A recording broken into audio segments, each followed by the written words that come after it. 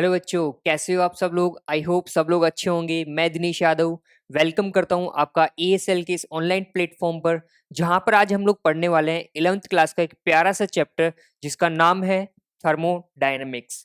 Thermodynamics को हम लोग हिंदी में बोलते हैं ऊष्मा गतिकी। ओके, क्या बोलते हैं इसको हिंदी में हम लोग? ऊष्मा गतिकी।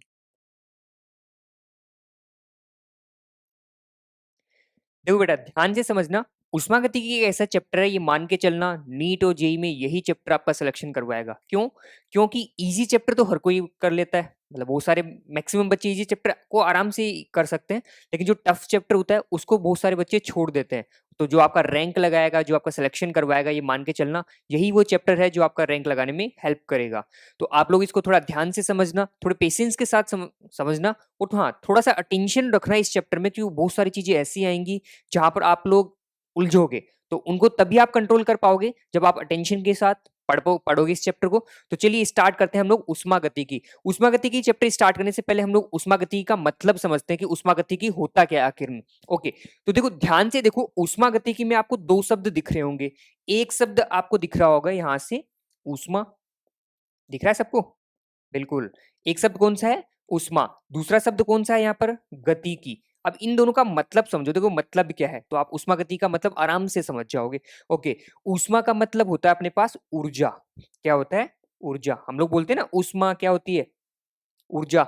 हाँ, वो बात अलग है कि इसके बारे में डिटेल जानकारी मैं थोड़े टाइम बाद बताऊंगा। लेकिन अभी आप इतना मान के चलो कि जो आप बचपन से पढ़ के आए हो वहां पर हम लोग क्या बोलते थे? उसका उष्मा का मतलब क्या जानते थे हम लोग? ऊर्जा ही तो जानते थे। ठीक है। दूसरा अपने पास गतिकी। गतिकी का मतलब होता है आदान प्रदान। क्या बोला बेटा मैंने? आदान प्रदान। ओके। अगर अब हम लोग इनको देखें ध्यान से, तो यहां पर क्या बोला गया है? हम लोग यहां पर बोल सकते हैं कि भौतिक रसायन का वह भाग जिसमें हम लोग ऊर्जा के आदान प्रदान का अध्ययन करते हैं, क्या कहलाता है? ऊष्मा गतिकी कहलाता है। तो मेरे ख्याल से डेफिनेशन को आप लोग समझ पाए होंगे। आराम से, बिल्कुल आराम से, कोई टेंशन नहीं लेना अपने को। ध्यान से समझो, बस वर्ड्स को समझते चलो, उनका मतलब समझो, डेफिनेशन अपने आप बन जाएगी। ओके। ऊष्मा का मतलब क्या होता है? ऊर्जा। और गतिकी का मतलब क्या होता है? गतिकी मतलब गति करना। ओके, गतिकी का मतलब क्या होता है? आदान प्रदान। तो बिल्कुल सिंपल डेफिनेशन अगर मैं बोलूं कि ऊर्जा के आदान प्रदान का अध्ययन जहां किया जाता है उसी को हम लोग क्या बोलते हैं? ऊष्मा गतिकी बोलते हैं। तो मेरे ख्याल से डेफिनेशन आप लोगों को समझ में आई होगी, आई होप। ओके, तो चलो हम लोग अब आगे चलते हैं। अब आगे चलने से पहले देखो मैं आपको एक बात बताता हूँ। आपने जब बचपन में इंग्लिश पढ़ना सीखा था, तो बताओ सबसे पहले क्या सीखा था आपने? बताओ बताओ। हाँ बिल्कुल। आप लोगों ने सबसे पहले क्या सीखा था? अल्फाबेट सीखे थे, ए बी सी डी, यही तो सीखा था। सेम ऐसे ही अगर हमें उष्मागतिकी सीखना है ना, तो पहले हमें उष्मागतिकी एबीसीडी सीखना है। बात समझिए? मतलब पहले क्या बात करेंगे हम लोग? केवल और केवल बेसिक बातों की बात करेंगे, बेसिक टर्म्स की बात करेंगे जो उष्मागतिकी में काम में आती है। अब बहुत सारे बच्चे पता है क्या करते हैं? इनको पढ़ के निकल जाते हैं, आगे जाते हैं तो जब क्वेश्चन करने बैठते हैं उनको मतलब ही नहीं समझ में आता कि क्या है सिस्टम, क्या है सराउंडिंग, क्या है। ओके, तो हम लोग बिल्कुल बेसिक से समझते हुए चलेंगे। सबसे पहले हम लोग इसका इंट्रोडक्शन पार्ट बहुत इंपॉर्टेंट होने वाला है, क्योंकि मान के चलना यही आपकी नींव है। अगर आपने नींव अच्छे से कर ली तो ये मान के चलना आगे चल के जो आप न्यूमेरिकल करने वाले हो वो बहुत अच्छे से कर पाओगे आप।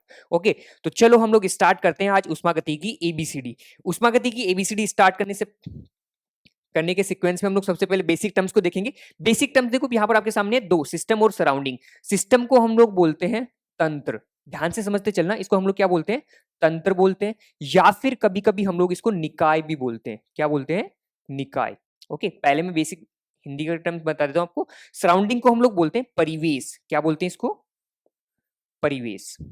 ओके, अब दोनों का मतलब थोड़ा ध्यान से समझना, फिर बाद में आगे चलेंगे। ओके, तो मैंने बोला कि मेरे पास कोई भी एक सिस्टम क्या होगा। ओके, सिस्टम के लिए देखो हम लोग यहां पर क्या पढ़ने वाले हैं? ऊर्जा के आदान प्रदान को पढ़ने वाले हैं। तो अब हम लोग कहाँ उस ऊर्जा के आदान प्रदान को कहाँ पढ़ेंगे? किसी ना किसी ऑब्जेक्ट या किसी ना किसी बिंब के पास ही तो पढ़ेंगे। सपोज करो ये मार्कर है, इस मार्कर में कोई ऊर्जा का आदान प्रदान हो रहा है, तो बताओ मैं किसके बारे में पढ़ रहा हूँ? इस मार्कर के बारे में पढ़ रहा हूँ क्या? तो ये मार्कर मेरे लिए क्या हो जाएगा? तंत्र हो जाएगा, निकाय हो जाएगा, सिस्टम हो जाएगा। बात समझिए? तो ये मार्कर मेरे लिए क्या हो गया? सिस्टम। तो बेसिक डेफिनेशन अगर मैं बोलूं कि सिस्टम क्या होगा हमारे पास? जिसका अध्ययन किया जाता है। क्या बोला मैंने? कि जिसका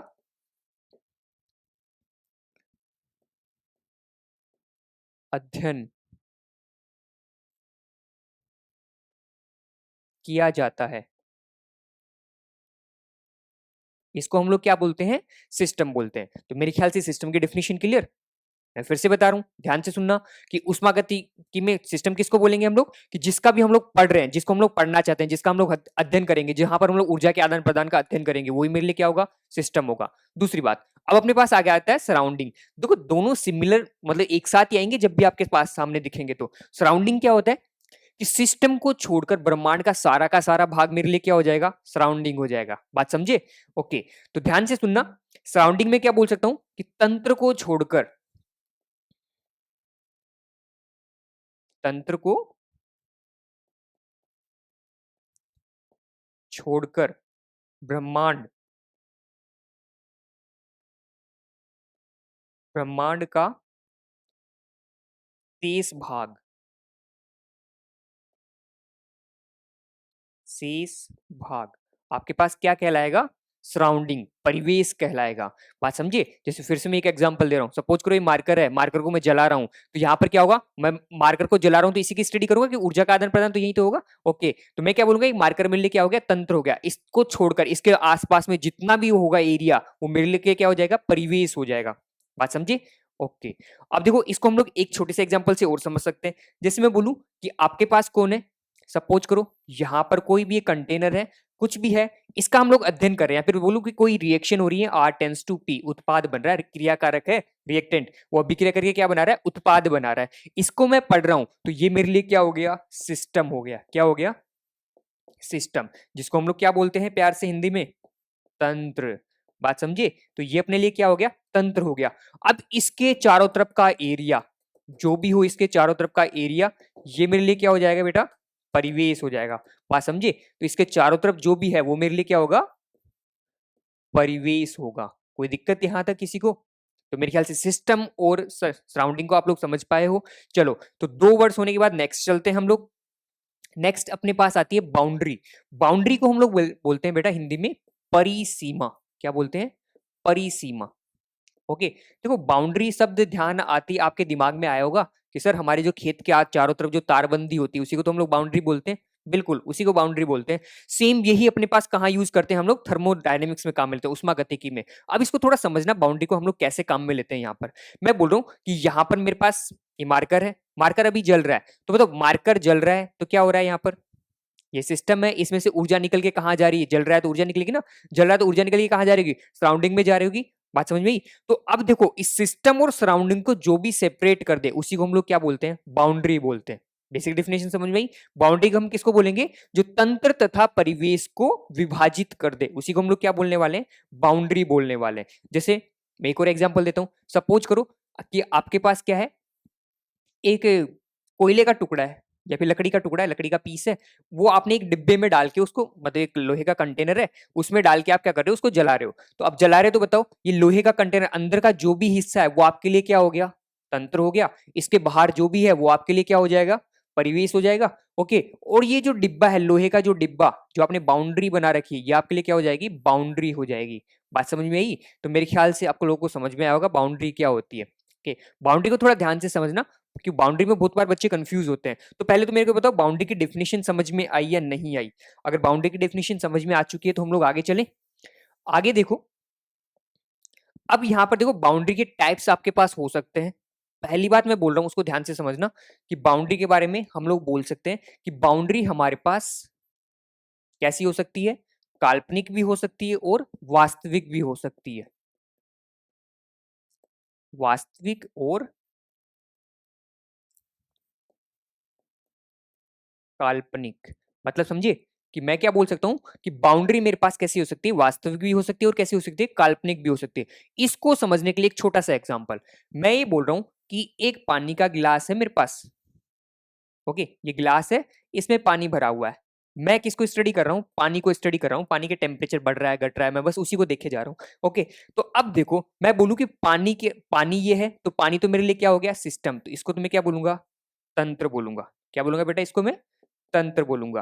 बात समझ में? इसके चारों तरफ का जो एरिया है बाहर का, साइड का, उसको मैं क्या बोलने वाला हूँ, सराउंडिंग बोलने वाला हूँ। बात समझिए? और जो यहाँ पर मेरे पास ये जो दीवारें हैं, इन दीवारों को मैं क्या बोलूंगा, बाउंड्री, परिसीमा। ठीक है। तो अब देखो आपको क्या पता लग रहा है कि ग्लास के चारों तरफ जो ग्लास की वॉल्स है वो तो आपके लिए क्या वास्तविक है, क्या आप उनको छू सकते हो क्या? बिल्कुल छू सकते हो। तो वो आपके लिए क्या हो गई? बाउंड्री हो गई। लेकिन ध्यान से देखो, जो ऊपर ग्लास के जो जहां से बाउंड्री नहीं है, तो यहां पर क्या मान के चले? आपने यही तो माना होगा कि पानी की लेयर जहां खत्म हुई उसके जस्ट आगे एक लेयर, उसके जस्ट आगे क्या परिवेश स्टार्ट हो गया होगा। तो इन दोनों के बीच में कुछ ना कुछ ऐसा होगा जो इनको सेपरेट कर रहा होगा। क्या आपने मानना क्या ये बात? बिल्कुल मानी हमने। तो यहां पर मैं बोलूंगा, यहां पर मेरे पास कोई भी फिजिकल बाउंड्री, कोई भौतिक बाउंड्री नहीं है। तो मैं क्या कर रहा हूं, एक मान के चल रहा हूं कि यहां पर क्या है, कुछ एक ऐसी लेयर है जो किसको सेपरेट कर रही है? सिस्टम और सराउंडिंग को सेपरेट कर रही है, या फिर तंत्र और परिवेश को विभाजित कर रही है। तो ये मेरे लिए क्या होगी? बाउंड्री हो गई। या फिर और भी अगर अच्छा है, जो एग्जांपल लेना चाहे तो सपोज करो मेरे पास ये मार्कर है, मार्कर को मैं जला रहा हूं अभी यहां पर। ओके, तो मार्कर देखो, इसके चारों तो कोई लोहे का कंटेनर है क्या? नहीं है। तो क्या मान के चलोगे कि जैसे ही मार्कर खत्म हुआ उसके जस्ट बाद एक लेयर ऐसी होगी जो क्या कर रही होगी, इस मार्कर को, जो बाहर का परिवेश है उसको क्या कर रही होगी? सेपरेट कर रही होगी। तो मैं क्या बोल सकता हूं कि यहां पर क्या मैंने कल्पना की क्या बाउंड्री की? बिल्कुल मैंने कल्पना की। तो मैं क्या बोल सकता हूं कि बाउंड्री पहला मेरे पास वास्तविक हो सकती है और कैसी हो सकती है? काल्पनिक हो सकती है। इसके बाद देखो, जब आगे चलते हैं हम लोग, सेकंड नंबर पे मैं बोलूंगा कि बाउंड्री आपके पास, ध्यान से सुनना, बाउंड्री आपके पास कैसी हो सकती है? बाउंड्री आपके पास हो सकती है दृढ़ भी हो सकती है। दृढ़ जानते हो? हाँ, जिसको दबा नहीं सकते, बिल्कुल रिजिड। ओके, जिसको हम लोग दबा नहीं सकते। जैसे लोहे की क्या होता है, कोई भी कंटेनर ले लो लोहे का, जबरदस्त। ओके, सिलेंडर अपना घर वाला, क्या उसको दबा सकते हो क्या आप लोग? नहीं दबा सकते। ओके, तो मैं क्या बोल रहा हूँ, बाउंड्री हमारे पास दृढ़ भी हो सकती है और अदृढ़ भी हो सकती है। अदृढ़ का मतलब समझिए, हाँ, जिसको हम लोग आराम से क्या कर सके? दबा सके। ओके, आराम से किसको दबा सकते हो? जैसे सपोज करो मैं बोलूं कि एक बैलून लो, बैलून में गैस भर दो, क्या तुम उस बैलून को आराम से दबा सकते हो? बिल्कुल दबा सकते हैं हम लोग। ओके, तो हम लोग क्या बोलेंगे कि हमारे पास एक बैलून है, बैलून में कोई अभिक्रिया है, यहाँ पर तुम क्या कर सकते हो? इसको इजिली कंप्रेस कर सकते हो। अब बताओ, क्या आप लोग कंटेनर को कंप्रेस कर सकते हो? नहीं कर सकते। तो यहाँ पर मैं क्या बोल सकता हूँ कि मेरे पास बाउंड्री कैसी हो सकती है? दृढ़ भी हो सकती है और अदृढ़ भी हो सकती है। तो मेरे ख्याल से दो बातें समझ में आ गई आपको बाउंड्री के बारे में। तीसरी एक और इंपॉर्टेंट बात है, ये मान के चलना, इसका यूज बहुत टाइम होता है। ओके, एक इंपॉर्टेंट है तो इसको थोड़ा ध्यान से समझना। मैं बोल सकता हूं कि बाउंड्री मेरे पास कैसी हो सकती है? बाउंड्री मेरे पास उसमें चालक भी हो सकती है और साथ साथ में बाउंड्री मेरे पास रुद्धोष्म में भी हो सकती है। ओके, तो ध्यान से सुनना, क्या बोलता हूं, इन दोनों वर्ड्स का मतलब समझना, क्योंकि आगे चल के बहुत ज्यादा काम आने वाले हैं, तो इसलिए थोड़ा ध्यान से समझना। तो देखो, मैंने क्या बोला कि बाउंड्री मेरे पास कैसी हो सकती है? ऊष्मीय चालक हो सकती है और रुद्धोष्म हो सकती है। तो यहाँ पर हम लोग लेते हैं बाउंड्री हमारे पास रुद्धोष्म हो सकती है, रुद्धोष्म और ऊष्मीय चालक हो सकती है। बात समझे? ऊष्मीय चालक का मतलब कि जो ऊष्मा का आदान प्रदान होने दे, या फिर चलो मैं एक एग्जांपल से आप लोगों को समझाता हूं। मैं बोल रहा हूं कि आपके पास कोई भी मतलब बर्फ का टुकड़ा है। ओके, बर्फ के टुकड़े को आप भर दो एक बोतल में। ओके, या फिर कोई भी प्लास्टिक के डिब्बे में भर दो। बताओ, बाउंड्री तो है ना वो? बिल्कुल बाउंड्री है। अब बताओ, यहां पर आप बर्फ के टुकड़ों को भरोगे अगर इसमें,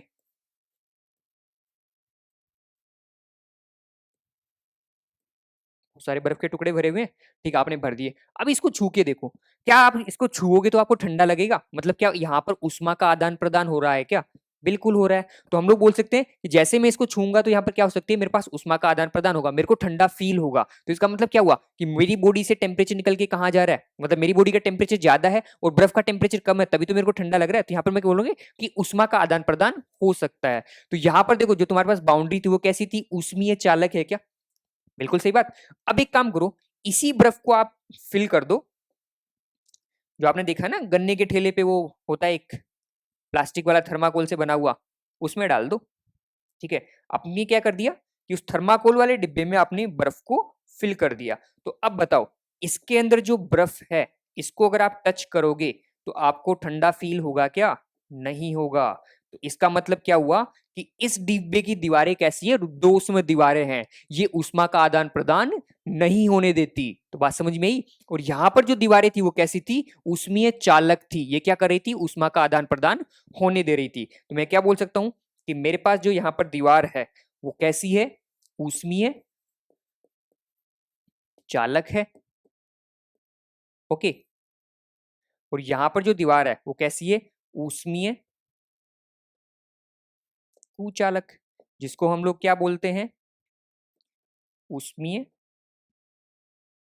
कुचालक, जिसको हम लोग क्या बोलते हैं, रुद्धोष्म, क्या बोलते हैं, रुद्धोष्म। देखो बेटा इस वर्ड को थोड़ा ध्यान से समझना, क्योंकि आगे चल के ये काम आएगा। रुद्धोष्म, रुद्धोष्म का मतलब जो उष्मा का आदान प्रदान नहीं होने दे, मतलब रुद्धोष्म दीवार कौन सी होगी, जो उष्मा को ना तो आने दे अंदर ना ही बाहर जाने दे, उसको हम लोग क्या बोलते हैं, रुद्धोष्म दीवार बोलते हैं। तो रुद्धोष्म का मतलब समझ गए मेरे ख्याल से, समझ गए ना, बिल्कुल। क्या बोलेंगे हम उसका, उष्मा का कुचालक, उष्मा का कुचालक। ओके, और ये अपने पास क्या हो जाएगा, ऊष्मा का चालक, बोल सकते हैं ना, बिल्कुल। तो मेरे ख्याल से आप लोगों को बाउंड्री के बारे में बातें पता लग गई। बाउंड्री मेरे पास कैसे कैटेगरी कर सकता हूं मैं, बाउंड्री मेरे पास वास्तविक भी हो सकती है, काल्पनिक भी हो सकती है। दूसरा, बाउंड्री मेरे पास दृढ़ भी हो सकती है, अदृढ़ भी हो सकती है। तीसरा, बाउंड्री मेरे पास रुद्धोष्म भी हो सकती है और ऊष्मीय चालक भी हो सकती है। तो मेरे ख्याल से बाउंड्री के बारे में बहुत सारी चीजें आपको पता लगी होंगी और आप इसको समझ भी पाए होंगे। तो चलो अब हम लोग आगे चलते हैं अपने नेक्स्ट टॉपिक पर, जिसका नाम है type of system, types of system. अब देखो, जो अभी आपने थोड़े टाइम पहले सिस्टम देखा था, सिस्टम क्या था, जिसका अध्ययन किया जाएगा, उसी को हम लोग क्या बोलते हैं, सिस्टम बोलते हैं। टाइप ऑफ सिस्टम क्या है, वही है, उसी के कितने प्रकार हो सकते हैं, बात समझ में। देखो इन सबको पढ़ने से पहले एक छोटी सी बात मैं आप लोगों को सिखाऊंगा। सपोज करो आपके पास एक सिस्टम है, ओके मैंने बोला कि यहां पर आपके पास कोई भी अभिक्रिया हो रही है, ओके इसके अंदर कोई भी है, R टेंस टू P कोई अभिक्रिया हो रही है। बताओ यहां से ये परिवेश के साथ किस किस का आदान प्रदान कर सकता है, सोचो थोड़ा सा, ओके सोचो ये किस किस का आदान प्रदान कर सकता है, सोच लिया। चलो मैं बताता हूं, ये दो चीजों का आदान प्रदान कर सकता है। एक तो किसका, एक तो ये क्या करे कि यहां पर कोई भी उष्मा छेपी अभिक्रिया हो तो ऊर्जा को बाहर निकाल दे, उष्मा शोषी अभिक्रिया हो तो ऊर्जा को वापस से अंदर ले ले। तो कुल मिला के मैं बोल सकता हूं यहां पर क्या हो सकता है, एक तो ऊर्जा का आदान प्रदान हो सकता है, बात समझ में आई? बिल्कुल ठीक है। दूसरा क्या हो सकता है कि मैं उसमें से कुछ पदार्थ को निकाल के बाहर पटक दूं या उसमें से कुछ पदार्थ वापस डाल दूं। तो दूसरा क्या हो सकता है मेरे पास यहाँ पर, पदार्थ का आदान प्रदान हो सकता है। किसका आदान प्रदान हो सकता है, पदार्थ का। तो बोलो समझ में आई या नहीं? तो मेरे पास कोई भी तंत्र है वो दो चीजों का आदान प्रदान कर सकता है, किस किसका, एक तो पदार्थ का और एक किसका, ऊर्जा का। ओके चलो अब देखो इन दोनों के बेसिस पे आप लोग बताओ कि कितने टाइप के सिस्टम हो सकते हैं। जनरली यही तो आएगा आपके दिमाग में कि सर दोनों का आदान प्रदान कर ले, ठीक है, मतलब ऊर्जा का आदान प्रदान भी कर ले और पदार्थ का, मतलब पदार्थ का आदान प्रदान भी कर ले और ऊर्जा का आदान प्रदान भी कर ले। एक पॉसिबिलिटी तो ये है। एक पॉसिबिलिटी क्या है कि सर दोनों का ही आदान प्रदान ना करे, यहां लिख देता हूं मैं, कि ना तो ऊर्जा का आदान प्रदान कर रहा है और ना ही उष्मा का आदान प्रदान कर रहा है। बात समझ में ही, एक तो हो गई। दूसरी कंडीशन क्या हो सकती है कि सर ये ऊर्जा का आदान प्रदान तो कर ले लेकिन पदार्थ का आदान प्रदान नहीं करे, पॉसिबिलिटी है ना, ठीक है। अब बहुत सारे बच्चों के दिमाग में एक और पॉसिबिलिटी निकलने लगी होगी, कौन सी वाली, बहुत सारे बच्चे बोल रहे होंगे कि सर ये पदार्थ का आदान प्रदान कर ले और ऊर्जा का आदान प्रदान कर ले। बेटा अगर ऐसा सोच रहे हो ना तो ये मान के चलना आइंस्टीन चच्चा बुरा मान जाएंगे। क्यों मानेंगे, समझना थोड़ा ध्यान से। ओके, आइंस्टीन चचा ने क्या बोला था कि अपने पास जो भी पदार्थ है अगर उसका आदान प्रदान हो रहा है तो ये मान के चलो पदार्थ में ऊर्जा निहित होती है। कोई भी पदार्थ ले लो, हर एक पदार्थ में क्या होती है, ऊर्जा निहित होती है। और जब आप पदार्थ का आदान प्रदान कर रहे हो तो ऊर्जा का आदान प्रदान तो हो ही गया ना उस पदार्थ में, तो हम लोग इसको कंसिडर नहीं करते हैं। तो ये मान के चलना कि हमारे पास केवल तीन टाइप की पॉसिबिलिटीज बनती है। कौन कौन सी, पहली जिसमें दोनों का आदान प्रदान हो जाए, मतलब ऊर्जा का आदान प्रदान हो जाए और पदार्थ का आदान प्रदान हो जाए। दूसरी कौन सी, कि जिसमें केवल पदार्थ का आदान प्रदान ना हो, केवल ऊर्जा का आदान प्रदान हो, उसे हम लोग क्या बोल, दूसरा सिस्टम ये हो गया। तीसरा मेरे पास क्या हो सकता है, जिसमें दोनों का ही आदान प्रदान ना हो। ओके, तो मेरे ख्याल से ये बात समझ में आई होगी। अब चलो वापस पीछे चलते हैं, वापस पीछे चल के एक एक को बाय डेफिनेशन हम लोग देखते हैं। ओके, तो डेफिनेशन के साथ साथ हम लोग बात करते हैं ओपन सिस्टम। ओपन सिस्टम का मतलब होता है खुला तंत्र। क्या होता है इसका मतलब, खुला तंत्र।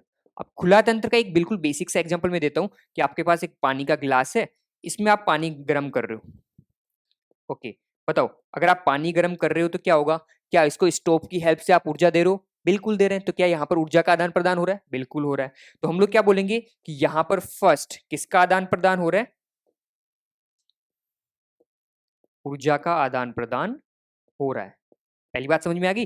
दूसरा, अब बताओ, इस ग्लास में आप पानी डाल भी सकते हो और ग्लास से पानी वापस बाहर भी निकाल सकते हो, कोई दिक्कत? तो यहां से मैं क्या बोलूंगा कि यहां पर हमारे पास क्या हो रहा है कि पदार्थ का आदान प्रदान भी हो रहा है। किसका आदान प्रदान हो रहा है? पदार्थ का आदान प्रदान भी हो रहा है। तो बात समझना, ऐसे तंत्र को हम लोग क्या बोलते हैं? ओपन सिस्टम बोलते हैं। बात समझ में आई? ओके, चलो, तो ओपन सिस्टम की डेफिनेशन समझ में आ गई मेरे ख्याल से। खुला तंत्र वे तंत्र जिनमें पदार्थ का आदान प्रदान भी हो और ऊर्जा का आदान प्रदान भी, उन्हें क्या बोलते हैं हम लोग? खुला तंत्र बोलते हैं। क्लियर है? चलो आगे चलते हैं। आगे चल के हम लोग बात करते हैं क्लोज सिस्टम की। क्लोज सिस्टम को हम लोग बोलते हैं बंद तंत्र। कौन सा तंत्र बोलते हैं बेटा? बंद तंत्र। ओके, ये हो जाएगा अपने पास बंद तंत्र। बंद तंत्र में क्या होता है, सुनना थोड़ा ध्यान से। इस बार जो आपके पास डिब्बा रहेगा, ओके, ये डिब्बा कैसा रहेगा? बिल्कुल चारों तरफ से पैक रहेगा। जैसे मैं बोल दूं कि ये आपके पास एक ग्लास है, ओके, और इस या फिर मैं कोई भी डिब्बा है जिसको आपने क्या कर दिया? बंद कर दिया चारों तरफ से। इसमें क्या भरा हुआ है? इसमें पानी भरा हुआ है, ओके। या फिर मैं बोलूं कि आप जो घर पे पानी गर्म करते हो ना सर्दियों में, हाँ, उसको आप ढक्कन डाल के गर्म कर लो, ठीक है, ढक्कन को बिल्कुल अच्छे से पैक कर लो। अब बताओ, यहाँ पर क्या पानी को गर्म कर सकते हो आप? बिल्कुल कर सकते हैं। क्या नीचे जैसे स्टोव जलाऊंगा तो पानी में ऊर्जा जाएगी? बिल्कुल जाएगी। पानी को मैं ठंडा मतलब छोड़ दूंगा थोड़ा टाइम, स्टोव को बंद कर दूंगा, क्या ऊर्जा तंत्र से निकल के कहाँ चली जाएगी? परिवेश में चली जाएगी? बिल्कुल जाएगी। तो यहाँ पर मैं क्या बोल सकता हूँ कि यहाँ पर मेरे पास दोनों का आदान प्रदान हो रहा है। सॉरी, दोनों का नहीं, यहाँ पर अभी तो मैंने क्या बोला? केवल ऊर्जा का आदान प्रदान हो रहा है। मतलब मैं बोलूं कि यहां से यहां किसका आदान प्रदान हो रहा है? ऊर्जा का आदान प्रदान हो रहा है। अब बताओ, डिब्बा अगर बिल्कुल बंद है, क्या इसमें आप पदार्थ डाल सकते हो? नहीं डाल सकते। पदार्थ निकाल सकते हो? नहीं निकाल सकते। तो यहाँ पर बताओ, क्या पदार्थ का आदान प्रदान हो रहा है? नहीं हो रहा। तो यहाँ पर हम लोग क्या बोलेंगे कि यहाँ पर पदार्थ का आदान प्रदान नहीं हो रहा है। ओके, इसको काटेंगे बहुत अच्छे से। तो मैं क्या बोलूंगा कि मेरे पास पदार्थ का आदान प्रदान नहीं हो रहा है। तो क्या डेफिनेशन समझ पाए? मेरे ख्याल से समझ पाए होंगे। ओके, आगे चलते हैं हम लोग। आगे अपने पास कौन सा है? तीसरा तंत्र, आइसोलेटेड सिस्टम। आइसोलेटेड सिस्टम को हम लोग बोलते हैं विलगित तंत्र। कौन सा बोलते हैं बेटा? विलगित तंत्र। विलगित तंत्र। अब देखो, विलगित तंत्र का मतलब क्या है? अब आपके पास जो ये पानी रखा हुआ था ना, ओके, ये कहां रखा हुआ है? एक ऐसे चैम्बर में रखा हुआ है जिसकी दीवारें किससे बनी हुई है? रुद्धोष्म दीवारें हैं, ओके। या फिर मैं बोलूं कि जो ऊष्मा का आदान प्रदान नहीं करती है, ऐसी दीवारों से ये सिस्टम बना हुआ है। मतलब इसकी दीवारें कैसी है? बिल्कुल रुद्धोष्म दीवारें हैं, ओके। अगर आप देखो, ये दीवारें रुद्धोष्म है, ठीक है। रुद्धोष्म दीवारों को मतलब समझे थे? सॉरी, एक मिनट को। रुद्धोष्म दीवार अभी तो बताया था मैंने 2 मिनट पहले कि जो उष्मा का आदान प्रदान नहीं होने देती। दीवारें कैसी है इसकी? रुद्धोष्म दीवार। मैं यहाँ पे लिख भी देता हूं, रुद्धोष्म दीवार।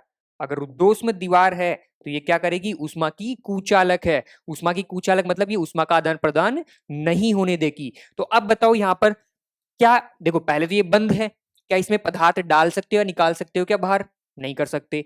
दूसरा, क्या इसमें तुम लोग ऊर्जा का आदान प्रदान कर सकते हो? नहीं कर सकते। क्यों नहीं कर सकते? क्योंकि सर अभी तो आपने थोड़े टाइम पहले बताया था कि रुद्धोष्म दीवारें उष्मा की कुचालक होती है, वो उष्मा का आदान प्रदान ही नहीं करती।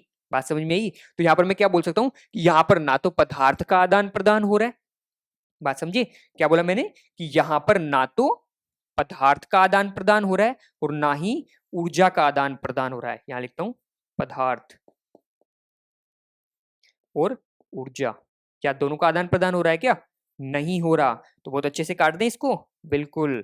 तो ये लो, ये ना तो ऊर्जा का आदान प्रदान हो रहा है, ना ही पदार्थ का आदान प्रदान हो रहा है। तो ऐसे तंत्र को हम लोग क्या बोलते हैं? विलगित तंत्र बोलते हैं, ओके। अगर देखो एग्जाम्पल की बात करूं बिल्कुल बेसिक सा, तो यहां पर तो क्या करो, ओपन में पानी गर्म कर लो, मतलब किसी भी पतीले में पानी गर्म कर लो बिना ढक्कन लगाए। यहाँ पर क्या करना है? ढक्कन डाल के पानी गर्म कर लो, मतलब ढक्कन बिल्कुल क्लोज पैक होना चाहिए, इस बात का ध्यान रखना। दूसरा एग्जाम्पल ये हो गया।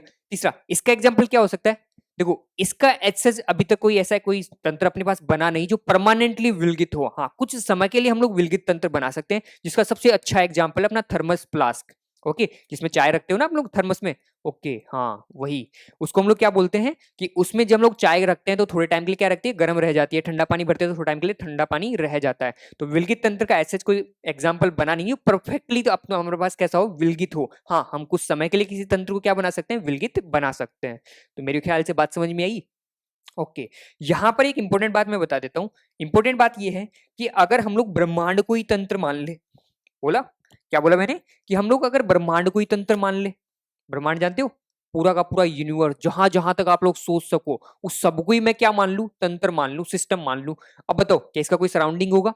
कुछ भी नहीं होगा, कि जहां तक मैं सोच सकता हूं वो तो मेरे लिए क्या हो गया, तंत्र हो गया, उसके बाहर कुछ होगा ही नहीं। ओके, तो मेरे लिए क्या हो गया कि अगर ये पूरा का पूरा मैं तंत्र मान लूं, सिस्टम मान लूं पूरे के पूरे ब्रह्मांड को, बताओ ऊर्जा कहाँ घूमेगी, ब्रह्मांड के अंदर ही तो घूमेगी। तो क्या तंत्र से बाहर कभी ऊर्जा निकलेगी? नहीं निकलेगी। तो इसका मतलब क्या हो जाएगा कि मेरे पास ब्रह्मांड को अगर मैं तंत्र मान लूं तो ब्रह्मांड कैसा तंत्र बन जाएगा, विलगित तंत्र बन जाएगा।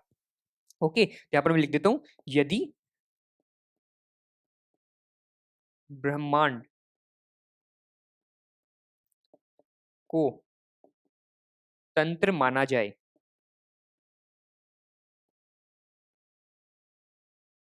तो यह विलगित तंत्र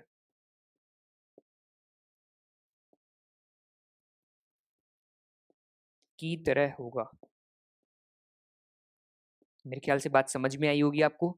ओके, तो ये हमने बेसिकली बात कर ली किसके बारे में, तंत्र के बारे में बात कर ली, तंत्र के प्रकार के बारे में बात कर ली। तंत्र के 3 प्रकार होते हैं अपने पास, कैसा कैसा हो सकता है, ओपन सिस्टम, क्लोज सिस्टम और आइसोलेटेड सिस्टम। अब देखो अपने को पढ़ना क्या है इन तीनों तंत्रों में। तो अभी मैंने 2 मिनट पहले आपको एक डायग्राम से समझाया था कि हमारे पास किस किस का आदान प्रदान हो सकता है। अब बताओ उष्मा गतिकी में हम लोग किसके आदान प्रदान को पढ़ेंगे, केवल और केवल ऊर्जा के आदान प्रदान को पढ़ेंगे। हाँ, उष्मा गतिकी में पदार्थ के आदान प्रदान को भी पढ़ते हैं, लेकिन अपने जो सिलेबस में उसमें हम लोग केवल किसको पढ़ेंगे, ऊर्जा के आदान प्रदान को पढ़ेंगे। बात समझ में आ रही है? तो अब बताओ इस पूरे चैप्टर में हम लोग किसके बारे में पढ़ने वाले हैं, ऊर्जा के आदान प्रदान के बारे में पढ़ने वाले हैं। बात समझे? ठीक है, दूसरी बात, अब बताओ ऊर्जा का आदान प्रदान कहाँ होगा, कौन से सिस्टम में होगा? हमारे पास एक तो है कौन सा, ओपन सिस्टम, दूसरा कौन सा है, क्लोज सिस्टम। क्या दो में ऊर्जा का आदान प्रदान हो सकता है? बिल्कुल हो सकता है। तो हम लोग कौन कौन से तंत्र को पढ़ेंगे, ओपन सिस्टम को पढ़ेंगे और क्लोज सिस्टम को पढ़ेंगे। विलगित तंत्र को हम लोग ऐसा नहीं पढ़ेंगे, लेकिन हाँ कहीं कहीं एग्जांपल्स आएंगे उनके बारे में हम लोग बात करेंगे। तो चलो अब हम लोग आगे चलते हैं। आगे अपने पास क्या है, ये प्रॉपर्टीज हो गई।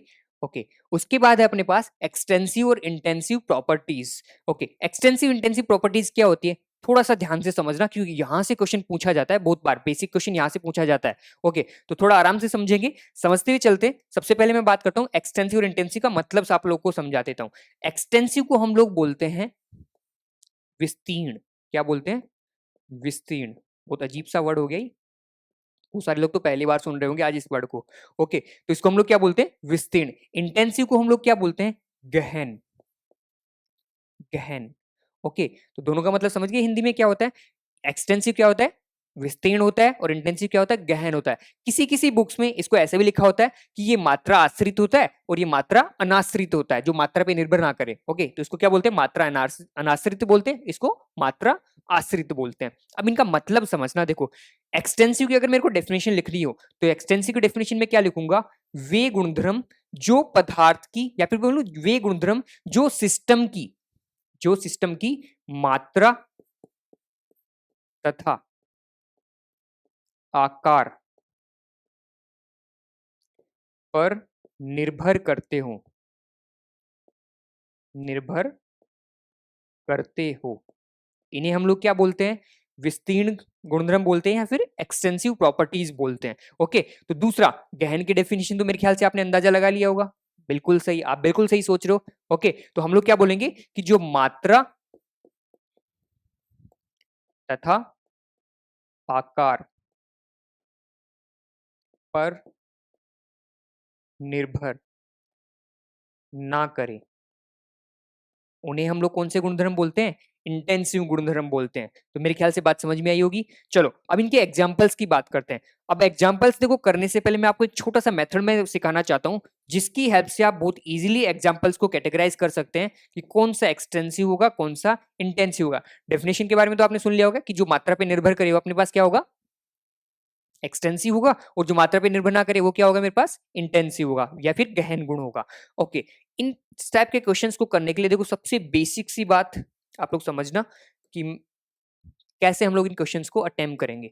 तो जब भी आपको वो बोले कि कौन सा एक्सटेंसिव है कौन सा इंटेंसिव है, ऐसा क्वेश्चन जब भी आपसे पूछे तो आप क्या करो, जो भी आपके पास सिस्टम है, जो भी प्रॉपर्टी है, उस सिस्टम को काट के आधा कर लो। अगर प्रॉपर्टी बदल रही है, वो गुण अगर परिवर्तित हो रहा है, तो आपके पास वो कैसा हो जाएगा? विस्तीर्ण हो जाएगा। अगर वो बदल नहीं रहा तो वो आपके पास कैसा हो जाएगा? गहन हो जाएगा। चलो इसको एक प्यारे से एग्जांपल से समझते हैं हम लोग। मैं बोल रहा हूं कि, या फिर तो एग्जांपल अज्यूम करो, जिस रूम में आप बैठे हो वही रूम एग्जांपल ले लो। ओके, तो मैं ये बोल रहा हूं कि मेरे पास ये रूम है जिसमें मैं अभी लेक्चर शूट कर रहा हूं। ओके, इस रूम में मैं बात करूं कि मेरे पास अभी इस रूम का प्रेशर कितना है?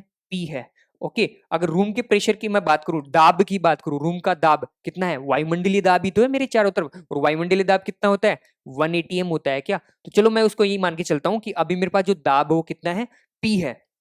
ओके, अब बताओ इस रूम का कुछ ना कुछ तापमान भी रहा होगा क्या? बिल्कुल रहा होगा। उसको मैंने क्या बोल दिया? टी बोल दिया। अब इस रूम में चारों तरफ क्या गैस भी भरी हुई है क्या? मैं भी गैस को कंसीडर कर रहा हूँ। ओके, चारों तरफ गैस भरी हुई है, तो क्या उसके कुछ ना कुछ मोल भी होंगे क्या? बिल्कुल होंगे। तो मैं उसको रिप्रेजेंट करता हूँ एन से। अब गैस भरी हुई है इस पूरे कमरे में, तो कंफर्म उसका आयतन भी होगा। तो वो आयतन कितना मान रहा हूं मैं? वी आयतन मान रहा हूं। कितना आयतन मान रहा हूं? उसका वी मान रहा हूं। अब क्या कर रहा हूं? इस कमरे को मैं एग्जैक्टली आधा आधा कर दूं, मतलब बीच में से दीवार खींचो कमरे के। ओके, बीच में से जैसे ही दीवार खींचोगे तो आपके पास क्या कमरा दो भागों में बढ़ जाएगा क्या? बिल्कुल बढ़ जाएगा।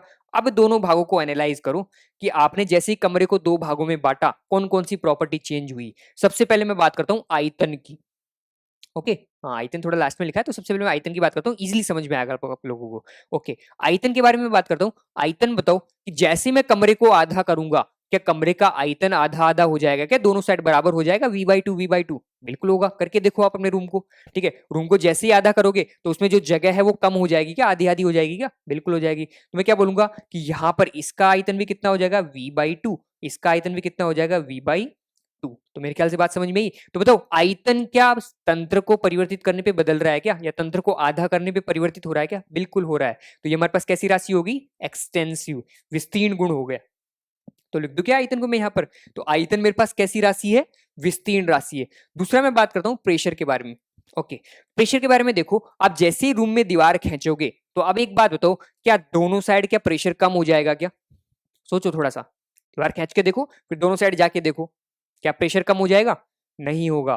क्या अभी भी दोनों साइड में एक एक एटीएम ही होगा क्या? अरे मैं तो ये बोल रहा हूँ पूरे कमरे में दाब कितना है? एक एटीएम फैला हुआ है। मैं बीच में से काट दूं, रूम को मैं दीवार लगा दूं, तो दोनों साइड अभी भी क्या है? वायुमंडलीय दाब ही तो लग रहा है। तो वायुमंडलीय दाब कितना होता है? 1 एटीएम। तो दोनों साइड कितना दाब अभी भी? 1 एटीएम ही है क्या? तो मैं बोलूंगा कि यहाँ रूम में इस वाले पोर्शन का दाब भी पी होगा, इस वाले पोर्शन का दाब भी पी होगा। तो अब बताओ दाब क्या मात्रा पे निर्भर करा क्या तंत्र की? नहीं करा। तो हम लोग क्या बोलेंगे कि दाब हमारे पास किसका एग्जाम्पल है? गहन गुण का एग्जाम्पल है। बोल सकते हो कि इसके बारे में? बिल्कुल बोल सकते हैं। ओके, नेक्स्ट चलो, नेक्स्ट अपने पास कौन है? टेम्परेचर। टेम्परेचर के बारे में सोचो थोड़ा सा। अभी देखो जिस रूम में मैं हूं, सपोज करो कि रूम टेम्परेचर जनरली हम लोग कितना मान के चले? 25 डिग्री सेल्सियस। तो मैं बोलता हूँ कि अभी यहाँ पर जो इसका रूम का टेम्परेचर कितना है? 25 डिग्री सेल्सियस है। अच्छा अब बताओ, देखो अगर मैं इसमें पार्टीशन कर दूं रूम में, तो बताओ क्या दोनों साइड सर्दी पड़ने लग जाएगी क्या? अरे सर्दी पड़ने से मतलब है टेम्परेचर कम हो जाएगा क्या? नहीं होगा ना, समझिए। ओके, तो मैंने क्या बोला कि जैसे ही मैं इसको बीच में से कट करता हूं, तो दोनों साइड अभी भी टेम्परेचर क्या रहेगा मेरे पास? वही तो रहेगा जो पहले था। बात समझिए, मतलब अभी भी टेम्परेचर कितना रहेगा? 25 डिग्री सेल्सियस ही रहेगा। ओके, तो अब बताओ क्या टेम्परेचर ने डिपेंड किया क्या मात्रा पे? नहीं किया। मतलब अभी भी दोनों साइड का टेम्परेचर क्या रहेगा? टी टी रहेगा। तो बताओ टेम्परेचर मेरे लिए क्या हो जाएगी? टेम्परेचर मेरे लिए कौन सी प्रॉपर्टी होगी? गहन प्रॉपर्टी हो गई, गहन गुण हो गया। कोई दिक्कत इसमें? ठीक है, अगला अपने पास बचा है मोल। मोल के बारे में बताओ जरा थोड़ा सा। मोल, सोचो सोचो थोड़ा सा, सोच लिया? चलो फिर से क्या करना है, सपोज करो रूम रूम में गैस भरी हुई है, इस पूरे डिब्बे में क्या भरी हुई है? गैस भरी हुई है। अगर मैं इसको काट के एग्जैक्टली हाफ कर दूं तो क्या होगा? सोचो। अरे दोनों साइड गैस के मोल आधे आधे हो जाएंगे क्या? आधी गैस इधर हो जाएगी, आधी गैस इधर हो जाएगी, तो दोनों साइड मोल क्या हो गए? मोल भी तो आधे आधे हो गए। तो मैं क्या बोलूंगा कि यहाँ पर मोल कितने हो जाएंगे? n/2 हो जाएंगे, और यहाँ पर मोल कितने हो जाएंगे? n/2 हो जाएंगे। तो बताओ क्या मोल आधे आधे हो गए क्या? बिल्कुल हो गए।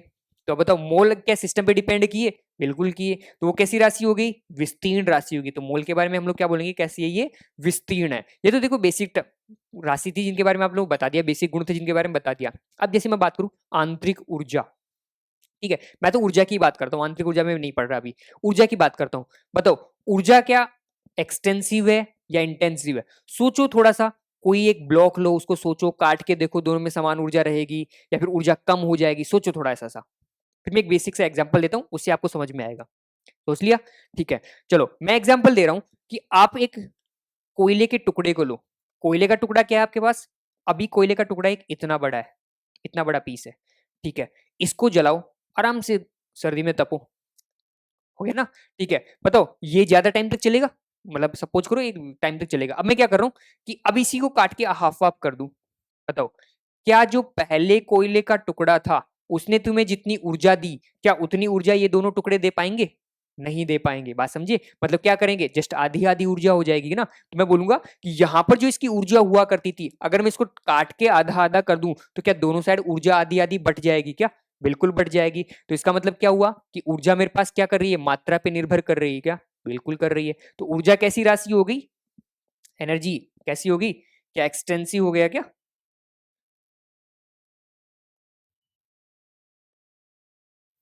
ओके, यहाँ पे क्या लिखा था? सॉरी, प्रेशर नहीं था, यहाँ पर था मोल। क्या हो रहा है? ठीक है, यहाँ पे था अपने पास वॉल्यूम था एक तो, और एक कौन थे? मोल थे। और कौन आ गया? एनर्जी। तो अब हम लोग क्या बोलेंगे कि एनर्जी हमारे पास कैसा गुण है? एक्सटेंसिव गुण है, विस्तीर्ण गुण है। तो अब एक बात ध्यान से सुनना, सभी प्रकार की ऊर्जाएं कैसे गुण है? विस्तीर्ण गुण है। बात समझ में आई? तो ये लिख सकते हो पॉइंट। अब लिखना चाहो तो कि सभी प्रकार की ऊर्जाएं। ओके, अब सभी प्रकार की ऊर्जाएं कौन कौन सी?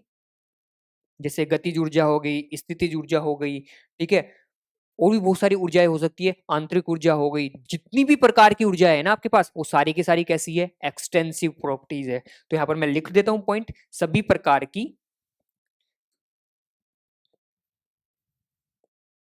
सभी प्रकार की ऊर्जाएं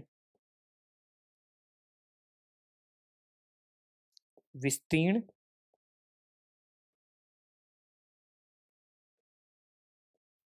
गुण है। ओके, अब देखो मैं यहाँ पर केवल ऊर्जा बोल रहा हूँ, आगे चल के थोड़ा सा कंफ्यूजिंग वर्ड एक और आएगा, उसको मैं डिफाइन करूंगा अभी 2 मिनट बाद। ओके, अभी मैं क्या बोल रहा हूँ, केवल और केवल ऊर्जा के बारे में बता रहा हूँ। ठीक है, तो सभी प्रकार की ऊर्जा मेरे पास कैसी है? विस्तीर्ण गुण है। अब आपके लिए एक छोटा सा होमवर्क, कुछ राशि मैं यहाँ पे लिख रहा हूँ, जिसको आप लोगों को क्या करना है, मेरे को बताना है कि कौन कौन सी एक्सटेंसिव है, कौन कौन सी इंटेंसिव है। जल्दी से कमेंट सेक्शन में कमेंट करना। पहला मैं बोल रहा हूँ कि आपके पास है ईएमएफ। और ईएमएफ के बारे में तो आपने सुना नहीं होगा, चलो मैं बोलता हूँ मेल्टिंग पॉइंट। मेल्टिंग पॉइंट जानते हो? गलनांक बिंदु। गलनांक बिंदु आपके पास क्या है? एक्सटेंसिव है, इंटेंसिव है, इसके बारे में बताओ। दूसरा मैं बोल देता हूँ हीट। ठीक है, हीट को भी छोड़ देता हूँ अभी तो। Boiling point. ओके, और क्या हो जाएगा आपके पास? Refractive index. अभी चलो छोड़ो, आप तो इन दो के बारे में बताओ। ये दो बताओ कि आपके पास ये एक्सटेंसिव है या इंटेंसिव है। होमवर्क है आज आपका। ओके, दोनों के बारे में सोचो थोड़ा सा। एमपी होता है गलनांक बिंदु, बीपी होता है क्वथनांक बिंदु। ओके, तो दोनों के बारे में आपको बताना है, दोनों में से कौन कौन सा एक्सटेंसिव है, कौन कौन सा इंटेंसिव है। चलो अब हम लोग आगे चलते हैं। आगे चलने से पहले मेरे ख्याल से ये सारी चीजें क्लियर हो गई होंगी। चलो आगे चलते हैं। आगे चलते हैं, देखो हैशटैग केकेबी, ये आपके लिए बड़ा इंटरेस्टिंग टॉपिक है। हैशटैग केकेबी, केकेबी का मतलब है काम की बात। बात समझे? ओके, यहाँ पर हम लोग क्या बोलेंगे इसको? काम की बात। अब ये काम की बातें क्या है, इनको थोड़ा ध्यान से देखो। काम की बात, काम की बात, ये मान के चलना यहाँ से आपके क्वेश्चन सोल्व होंगे, और ये मान के चलना बहुत ज्यादा हेल्प करने वाली है आपके। ये हम लोग एक्सटेंसिव और इंटेंसिव के बारे में बात करेंगे। कौन कौन सी बातें हैं उनको थोड़ा ध्यान से समझना। पहली बात मैं बोलूं, हाँ एग्जाम में डायरेक्ट क्वेश्चन पूछे जाते हैं यहाँ से। ओके, फर्स्ट की अगर मैं बात करूं, फर्स्ट, तो फर्स्ट काम की बात क्या है, इसको थोड़ा ध्यान से सुनना। क्या बोल सकता हूं मैं कि जितनी भी मेरे पास विस्तीर्ण गुण है ना, उनको मैं जोड़ सकता हूँ। वो कैसी होती है? योगात्मक होती है, लेकिन गहन गुणों को नहीं जोड़ सकता।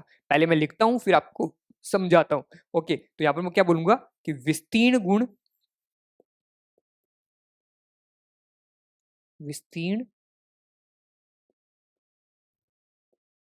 गुण योगात्मक होते हैं,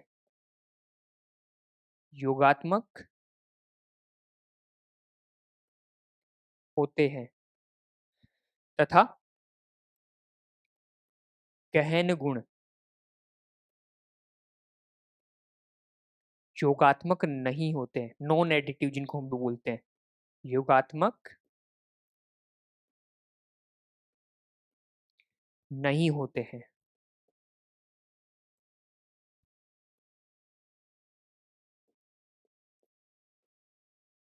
इसको समझना, इसका मतलब ये हुआ कि मेरे पास जितनी भी एक्सटेंसिव राशियां है ना, मैं उनको जोड़ सकता हूँ। सपोज करो जैसे मेरे पास लंबाई, लंबाई कैसी है, एक्सटेंसिव है क्या, बिल्कुल एक्सटेंसिव है, तो वहां पर मैं क्या कर सकता हूँ, 2 मीटर में 2 मीटर को जोड़ूंगा तो मैं बोल सकता हूँ ना 4 मीटर टोटल बोल सकता हूँ, बिल्कुल बोल सकता हूँ। तो लंबाई मेरे लिए क्या होगी, एक्सटेंसिव राशि हो गई। तो यहाँ पर मैं बोल सकता हूँ कि विस्तीर्ण गुण कैसे होते हैं, मेरे पास योगात्मक हो सकते हैं। ओके, जितने भी विस्तीर्ण गुण है अगर मैं उनको जोड़ लूं तो मेरे पास क्या रहेगा, विस्तीर्ण, उनको मैं क्या कर सकता हूँ, सबको जोड़ सकता हूँ।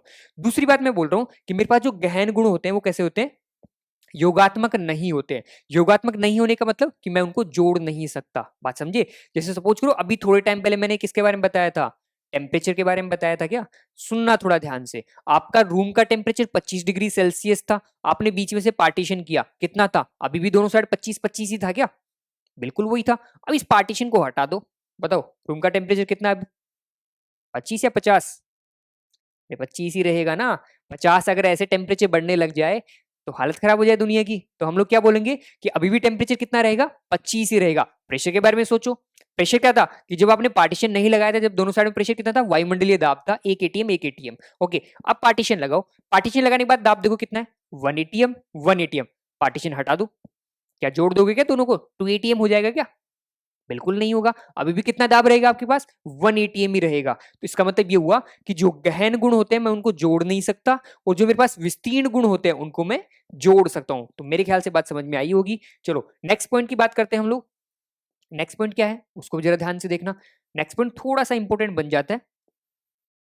ओके, नेक्स्ट पॉइंट क्या है कि मेरे पास दो विस्तीर्ण गुणों का,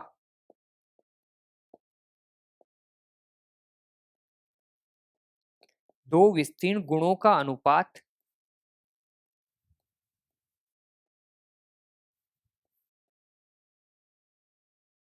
एक गहन गुण होता है, गहन गुण होता है। इसको थोड़ा ध्यान से समझना। मैं ये बोल रहा हूं कि मेरे पास अगर दो में क्या ले लूं, विस्तीर्ण गुण ले लूं, और उनका अगर अनुपात ले लूं, अनुपात में बट्टा में लिख दूं उनको, तो मेरे पास क्या बन जाएगा, वो एक गहन गुण बन जाएगा। एग्जाम्पल से समझना इसको थोड़ा सा ध्यान से। एग्जाम्पल में मैं बात करता हूं सबसे पहले डेंसिटी की। घनत्व को जानते हो आप लोग, हाँ, घनत्व का सूत्र बताओ देखिए। घनत्व है, घनत्व क्या बोलते हो, द्रव्यमान, द्रव्यमान बटे आयतन ही बोलते हो क्या, बिल्कुल बोलते हैं। ओके, तो अब जरा बताओ द्रव्यमान कैसा है, द्रव्यमान, हाँ ठीक है। द्रव्यमान कैसी राशि है, एक्सटेंसिव या इंटेंसिव, बिल्कुल एक्सटेंसिव। मैं बोल रहा हूँ मार्कर का वेट कितना, अभी 100 ग्राम है, काट के आधा आधा करूं तो 50 ग्राम 50 ग्राम हो जाएगा। तो कैसी राशि हुई ये, एक्सटेंसिव होगी, विस्तीर्ण गुण हो गया, ठीक है। दूसरा मेरे पास वो आयतन, आयतन कैसा है, आयतन में विस्तीर्ण है, अभी थोड़े टाइम पहले समझा था कि अगर रूम को काट के आधा आधा करूं तो दोनों साइड आयतन क्या हो जाएगा, आधा आधा हो जाएगा। तो देखो ये आपके पास कैसी राशि, ध्यान से देखना थोड़ा सा, ये कैसी राशि, विस्तीर्ण, अरे है क्या,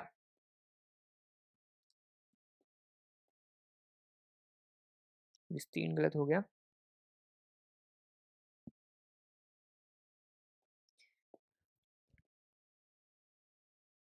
विस्तीर्ण, ओके। ये भी कैसी है आपके पास, विस्तीर्ण ही है क्या। चलो अब बताओ घनत्व कैसा है आपके पास, घनत्व है आपके पास गहन, ये कैसे, इसको थोड़ा सा ध्यान से समझना।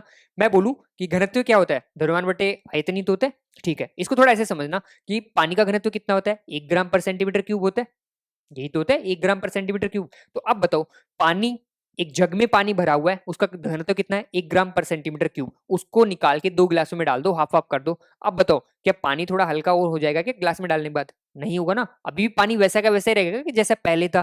तो मैं क्या बोलूंगा कि अगर पहले घनत्व 1 ग्राम पर सेंटीमीटर क्यूब था, तो गिलास में डालने के बाद भी घनत्व कितना रह जाएगा मेरे पास, 1 सेंटीमीटर क्यूब ही रहेगा दोनों का। तो अब बताओ क्या दोनों में घनत्व परिवर्तित हुआ, नहीं हुआ। तो क्या बोल सकता हूं मैं, पानी मेरे पास कैसा है, गहन गुण है, सॉरी पानी नहीं, घनत्व मेरे पास कैसा गुण है, गहन गुण है। ओके, इसको आप लोग शहद से भी समझ सकते हो, क्योंकि शहद में घनत्व को हम लोग बोलते हैं कि शहद का घनत्व बहुत ज्यादा होता है, इसलिए वो गाढ़ा होता है। अब देखो शहद आपके पास एक मग्गे में शहद भरा हुआ है, उसको 2 गिलासों में भरो, क्या गिलासों में भरती शहद थोड़ा हल्का हो जाएगा क्या, पतला हो जाएगा क्या? नहीं होगा ना। अभी भी शायद कैसा रहेगा, जैसा पहला था वैसा के वैसा ही रहेगा क्या? मतलब घनत्व अभी भी कैसा है, जैसे पहले घनत्व था वैसे के वैसे ही अब रहेगा। अगर इसको आप लोग मैथमेटिकल भी समझना चाहो तो ऐसे समझ सकते हो। मैं बोलूं कि अभी मेरे पास एक कंटेनर है, ओके, इसमें मैंने पानी भर रखा है। ओके, पानी का भी जो द्रव्यमान है वो कितना हो गया, m है, और इसका जो आयतन है वो कितना है, v है। बताओ इस कंटेनर के लिए घनत्व कितना होगा, घनत्व यही तो होगा, m बाई v। दूसरा, अगर मैं इसको काट के हाफ करूं तो बताओ जैसे ही मैं इसको हाफ दो ग्लासों में करूंगा तो यहाँ पर द्रव्यमान कितना हो जाएगा, m बाई टू, और जो आपके पास आयतन है वो कितना हो जाएगा, v बाई टू। सेम ऐसे यहाँ पर द्रव्यमान कितना होगा, m बाई टू, और जो आयतन होगा वो कितना हो जाएगा, v बाई टू। अब बताओ इसका घनत्व कितना होगा दोनों का, इसका भी निकाल लेते हैं, इसका भी निकाल लेते हैं। घनत्व क्या होगा, द्रव्यमान बटे आयतन, तो m बटे दो बटे v बटे दो, दो से दो कट जाएगा और आपके पास क्या हो जाएगा, m बटे v आ जाएगा क्या। और पहले कितना आ रहा था, पहले भी तो यही आ रहा था। तो क्या आप इसको मैथमेटिकली भी समझ सकते हो, बिल्कुल समझ सकते हैं। ओके, तो चलो मैं इसको रफ कर देता हूँ, अगर किसी को लिखना हो तो नोट कर लेना स्क्रीनशॉट लेके। चलो, तो यहाँ पर हम लोग बात कर लिए, मैथमेटिकली भी प्रूफ देख लिया। इसमें और भी एग्जाम्पल हो सकते हैं, और एग्जाम्पल कौन कौन से, चलो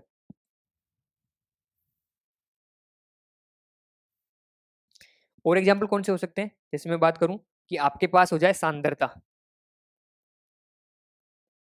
सांद्रता क्या होती है, मोल बटे आयतन होता है क्या, बिल्कुल होता है, क्या होता है, मोल बटे आयतन, मोल बटे आयतन।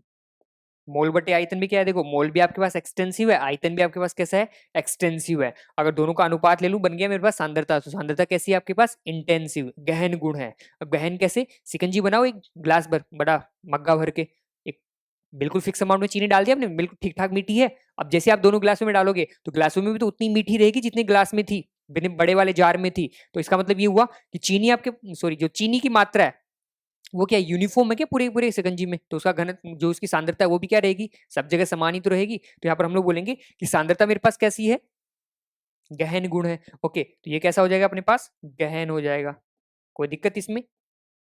ओके, नेक्स्ट जो काम की बात है यहाँ पर वो थोड़ी सी इंपॉर्टेंट बन जाती है, तो उसको भी जरा ध्यान से देखना। थर्ड पॉइंट की बात हम लोग कर लेते हैं। थर्ड पॉइंट हमारे पास क्या है कि जब भी हम लोग किसी विस्तीर्ण राशि को,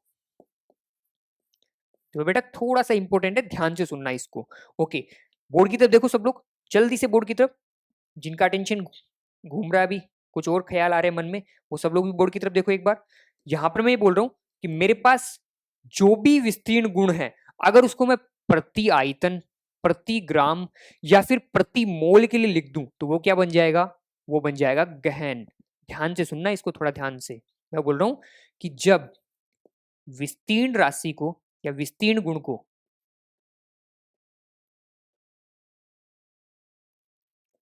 विस्तीर्ण गुण को प्रति आयतन, प्रति आयतन, और क्या बोलेंगे, प्रति ग्राम तथा प्रति मोल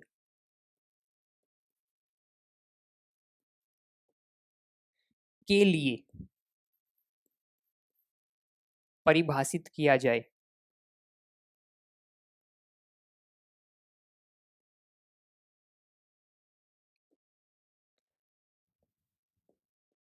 किया जाए तो वह गहन गुण बन जाता है।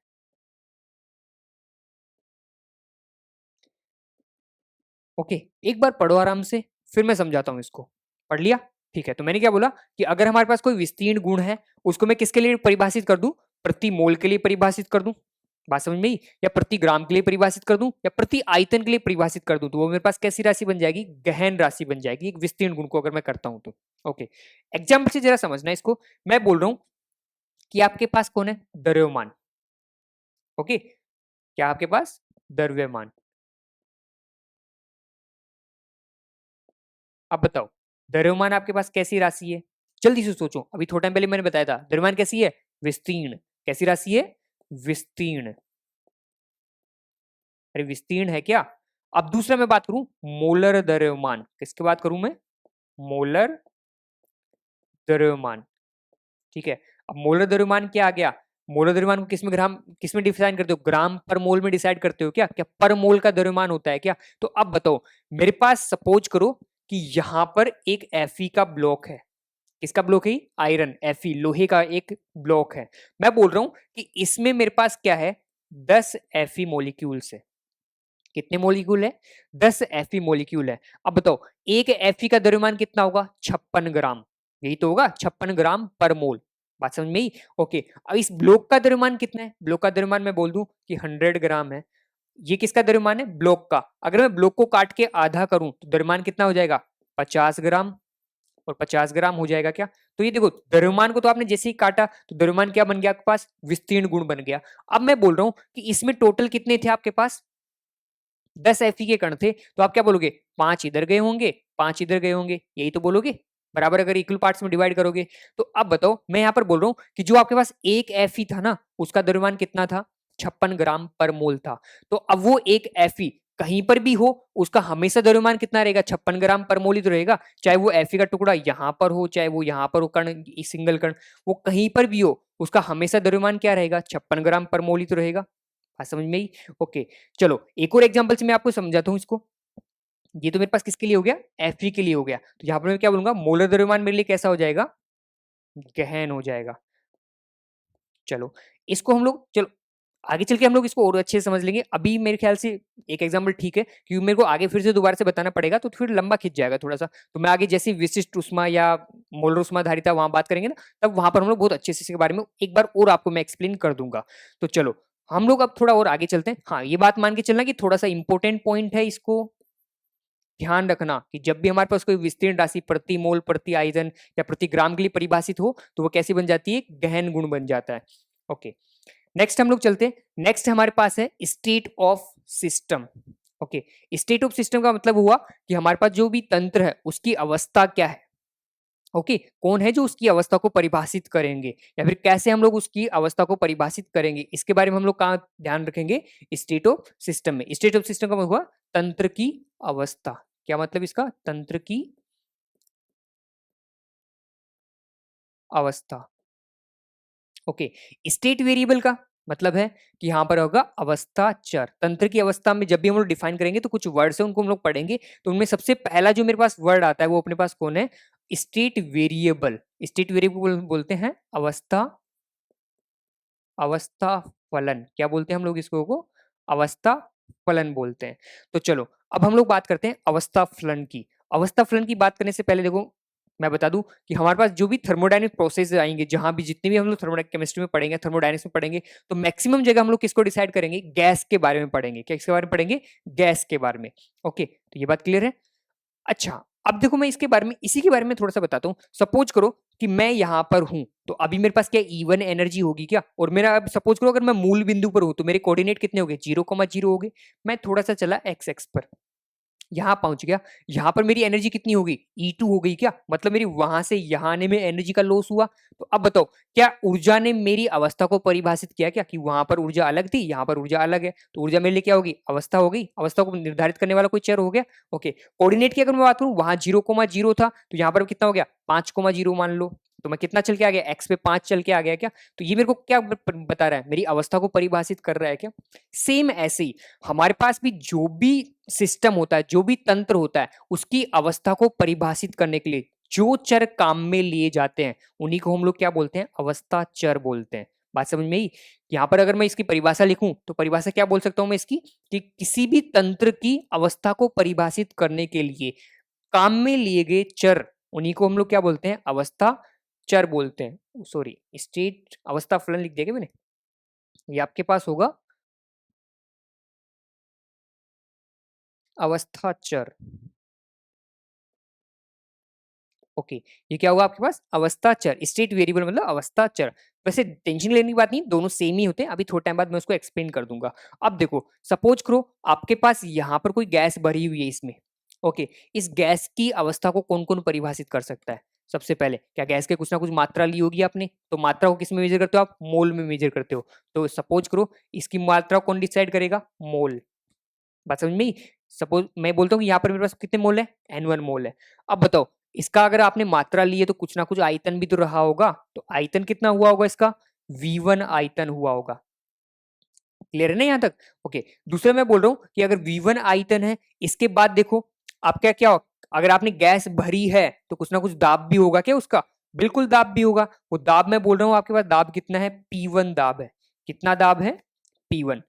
बात समझ में आई? ठीक है। अब बताओ अगर गैस उसके अंदर भरी है तो उसका कुछ ना कुछ तापमान भी होगा क्या, बिल्कुल होगा तापमान भी।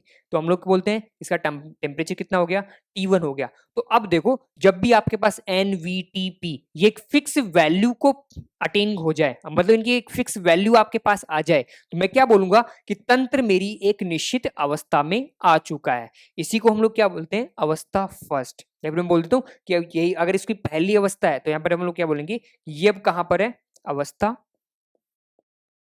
फर्स्ट में है। अब देखो यहां पर इनमें से किसी में भी चेंज हो जाए, जरूरी नहीं है एक में ही चेंज हो, जरूरी नहीं है दो में ही चेंज हो, किसी में भी चेंज हो सकता है, सब में भी चेंज हो सकता है, एक में भी हो सकता है, दो में भी, तीन में भी, किसी में भी चेंज हो सकता है।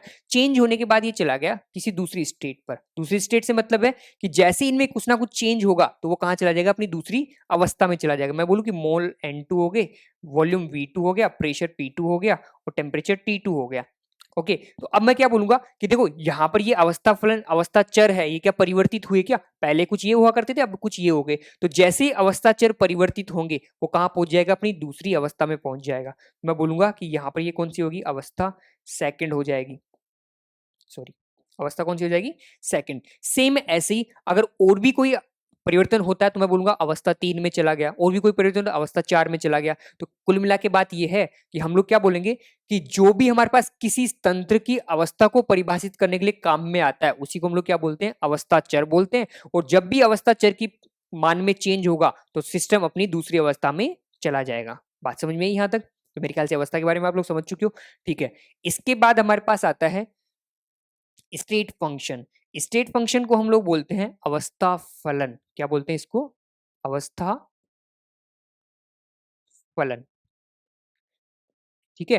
अब देखो ये अवस्था फलन क्या होता है, अवस्था फलन ये होता है कि जो तंत्र की प्रारंभिक तथा अंतिम स्थिति पर निर्भर करता है उसी को हम लोग क्या बोलते हैं, अवस्था फलन। या फिर मैं लिख देता हूं यहां पर,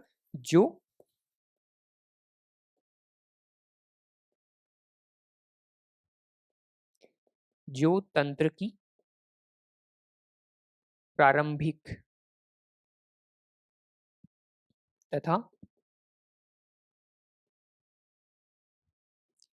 अंतिम स्थिति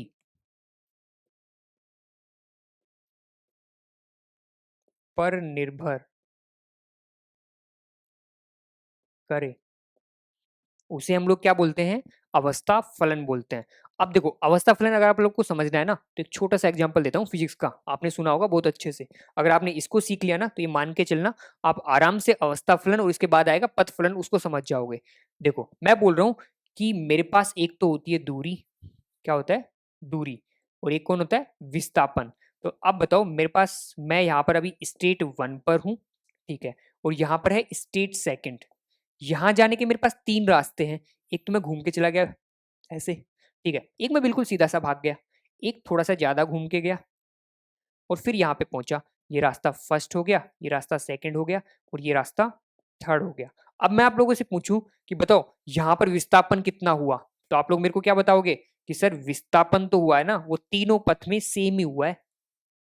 ये तो बोलोगे कि तंत्र कहीं से भी गया हो, विस्थापन का मतलब क्या है कि पहली स्थिति और दूसरी स्थिति का क्या है, तुम्हारे पास एक बिल्कुल सीधी डिस्टेंस आपके पास क्या होगी, विस्थापन होगी। तो मैं बोलूं कि यहां से यहां आपके पास कैसे भी गए हो आप, उस पर डिपेंड नहीं करेगा विस्थापन। विस्थापन किस में निर्भर करेगा, बिल्कुल सीधी दूरी, मतलब मैं बोलूं सीधी दूरी से मतलब अपनी प्रारंभिक और अंतिम स्थिति पे निर्भर करेगा, उसी को हम लोग क्या बोलते हैं, विस्थापन बोलते हैं। अगर मैं दूरी की बात करूं यहां पर, तो अब बताओ दूरी तो क्या तीनों में अलग अलग होगी क्या, फर्स्ट वाले में दूरी अलग होगी, ये सेकंड वाले में अलग होगी, थर्ड वाले में अलग होगी, तो क्या दूरी अलग अलग होगी क्या? दूरी किस पे निर्भर करती है, जो रास्ता हम लोग अपना रहे हैं क्या उसी पे निर्भर करेगी क्या दूरी, बिल्कुल करेगी। ओके, तो ये एक छोटा सा सिनेरियो मैंने आप लोगों को क्रिएट किया आपके दिमाग में, ठीक है। अब इसी की हेल्प से हम लोग क्या पढ़ेंगे, स्टेट फंक्शन को पढ़ने वाले हैं।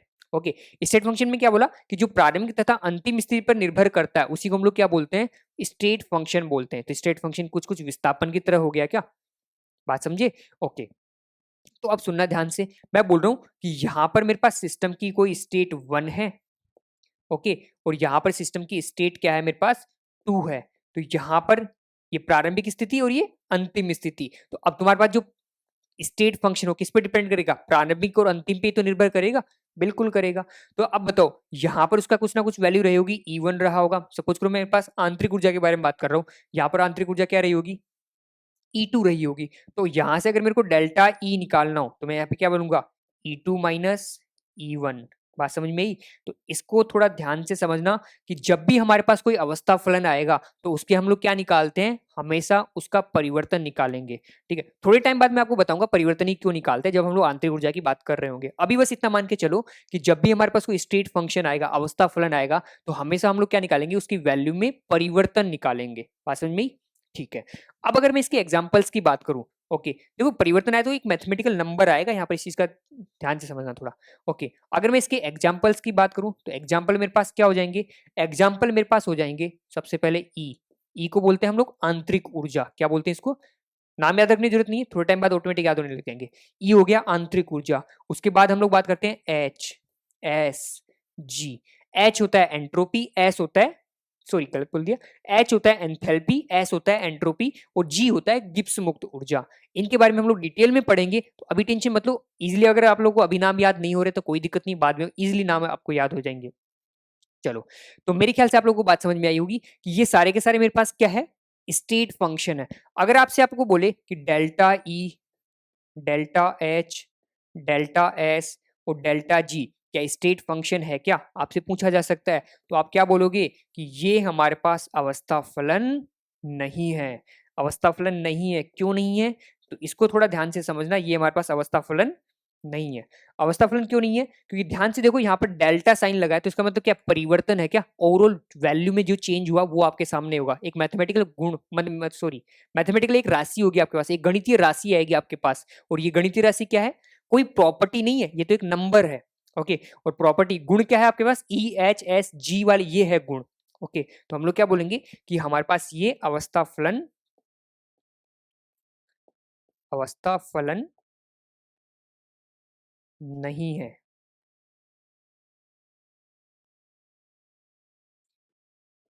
मेरे ख्याल से बात समझ में आई होगी। ओके, आगे चलते हैं अब हम लोग, आगे हमारे पास है next path function. Okay, path function का मतलब पथ फलन। जैसे मैंने अभी दूरी के बारे में बताया था, दूरी क्या करती है, क्या पथ पर निर्भर करती है क्या, तो इसको हम लोग क्या बोलते हैं, पथ फलन। तो जो राशि केवल पथ पर निर्भर करेगी उसी को हम लोग क्या बोलते हैं, पथ फलन बोलते हैं। बात समझ में आई? इसका सबसे अच्छा एग्जाम्पल है कार्य तथा ऊष्मा। ओके, ध्यान से समझना कि पथफलन क्या होता है, पहले तो पथफलन की डेफिनेशन क्लियर करो। जो केवल रास्ते पर निर्भर करे उसी को हम लोग क्या बोलते हैं, पथफलन बोलते हैं। उसका प्रारंभिक और अंतिम स्थिति पे कोई मतलब ही ना हो उसी को हम लोग क्या बोलते हैं, पथफलन बोलते हैं। अब थोड़ा ध्यान से समझना, मैं यहाँ पे खड़ा हूं, कुछ नहीं कर रहा, बस आप लोगों को मैं ये बोल दूं कि मेरे पास 5,000 जूल को कार्य है, क्या बोला मैंने, 5,000 जूल कार्य है। बताओ इसका कोई मतलब है क्या यहाँ पर, जब तक मैं कार्य नहीं करूंगा तब तक कोई मतलब नहीं है ना। ठीक है, अब मैं बोल रहा हूं कि मैं यहां से यहां जाने के दौरान 5 जूल कार्य किया, क्या इसका मतलब है, बिल्कुल है। क्यों, क्योंकि मैं वहां से यहां आया तो अपनी ऊर्जा में कुछ ना कुछ परिवर्तन किया ना, तो मतलब मैंने कुछ ना कुछ कार्य किया, वही तो मतलब हुआ। अगर मैं बिल्कुल एक जगह खड़ा रहूं और सोचता रहूं कि हाँ मेरा पेपर भी हो जाएगा, मैं पढ़ भी लूंगा, मैं डीपीपी भी कर लूंगा सारी, अरे अब बताओ ये सारे के सारे क्या कार्य ही तो है, क्या मैं कुछ कर रहा हूँ क्या, अभी तक नहीं कर रहा ना, बस मैं तो सोचे जा रहा हूँ, तो इसका कोई मतलब निकला, कोई सिग्निफिकेंट मीनिंग नहीं निकला ना। ठीक है, सेम ऐसे ही मैं ये बोल रहा हूँ कि हमारे पास क्या है, कि हमारे पास पथफलन में हम लोग बोलेंगे कि प्रतिफलन वो होते हैं जिनका प्रारंभिक और अंतिम स्थिति में कोई मतलब ही नहीं हो, कोई सिग्निफिकेंट मीनिंग ही नहीं होता, वो जब चलेंगे, वो जब कुछ करेंगे तभी उनका कोई ना कोई मतलब होता है। तो सेम ऐसे ही कार्य जब आप करोगे ना तभी उसका मतलब निकलता है, अदरवाइज उसका कोई मतलब नहीं है। वो कहीं चीज में स्टोर के होके रखा हुआ है तो उसका कोई मतलब नहीं है, कार्य जब होगा तभी उसका मतलब नहीं होता है। ओके, और कार्य जब भी होगा तो किसी ना किसी पथ के थ्रू होगा, वो पथ कौन से अभी थोड़े टाइम बाद हम लोग डिस्कस करेंगे। ओके, तो हम लोग बोलते हैं कि हमारे पास कार्य, एग्जाम्पल की अगर हम लोग बात करें या फिर इसका डेफिनेशन बोले, जो पथ पर निर्भर करता हो।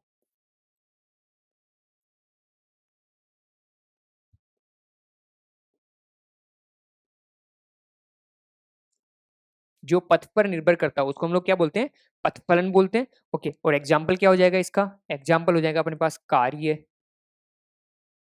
ओके, जिसको हम लोग वर्क भी बोलते हैं।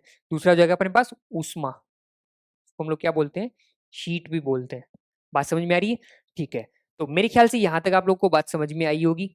आज आपके लिए एक छोटा सा होमवर्क, ठीक है, होमवर्क क्या है, थोड़ा सा सोचना, समझना, उसके बाद आंसर के बारे में सोच कमेंट करना। ओके, होमवर्क क्या है, आप लोग को पता करना है कि एक तो होती है आपके पास ऊर्जा, ठीक है, यहाँ पर उष्मा आ चुका है इसलिए मैं इसको कंसिडर कर रहा हूँ।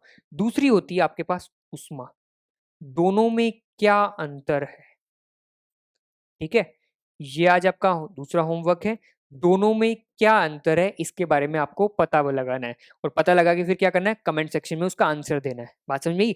जिसका भी सबसे अच्छा आंसर होगा उसको मैं बताऊंगा, बाकी सारी चीजें डिटेल में तो मैं आपको डिस्कस करूंगा ही बाद में। ओके, अभी आपके लिए क्या सोचना है, पहला होमवर्क तो क्या हो गया, चलो एक और होमवर्क दे देता हूँ, ये तो आपके पास हो गया फर्स्ट होमवर्क। ओके, इससे पहले भी मैंने एक होमवर्क दिया है, उसको भी कंसीडर कर लेना। इस स्लाइड के लिए ये फर्स्ट हो गया। एक होमवर्क नंबर 2 भी है, HW2। वो HW2 क्या है उसको भी देखना। आपके पास एक तो है ऊष्मा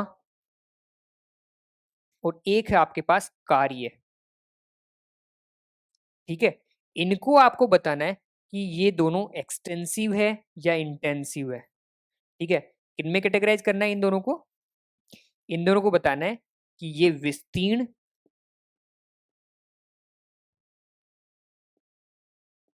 है या गहन। मेरे ख्याल से बता सकते हो, सोच सकते हो ना, ठीक है। सोचना आज इन दोनों के बारे में। ओके, तब तक के लिए हम लोग मिलेंगे नेक्स्ट लेक्चर में। नेक्स्ट लेक्चर में हम लोग स्टार्ट करेंगे प्रोसेस के बारे में, स्टार्ट करेंगे। प्रोसेस थोड़ा सा इंपॉर्टेंट है क्योंकि वहां पर पहले हम लोग बेसिक प्रोसेस के बारे में पढ़ेंगे, उसके बाद हम लोग पढ़ेंगे रिवर्सिबल और इरिवर्सिबल के बारे में, थोड़ा सा इंपॉर्टेंट हो जाता है। तो इस क्लास को एक बार वापस से अच्छे से रिवाइज करना, ढंग से पढ़ना, ठीक है, सारे नोट्स बनाना कॉपी लेके, क्योंकि ये मान के चलना यही वो चैप्टर है जो आपका नीट और जेई का जो आप सपना देख रहे हो ना उसमें सिलेक्शन करवाएगा, ये अच्छी रैंक लगवाएगा। ओके, तब तक लेके आराम से रहना, ओके, और मस्ती से बिल्कुल आराम से पढ़ते रहना, कोई टेंशन नहीं लेनी अपने को, आराम से पढ़ना है। ओके, चलो मिलते हैं नेक्स्ट क्लास में, तब तक के लिए ओके बाय।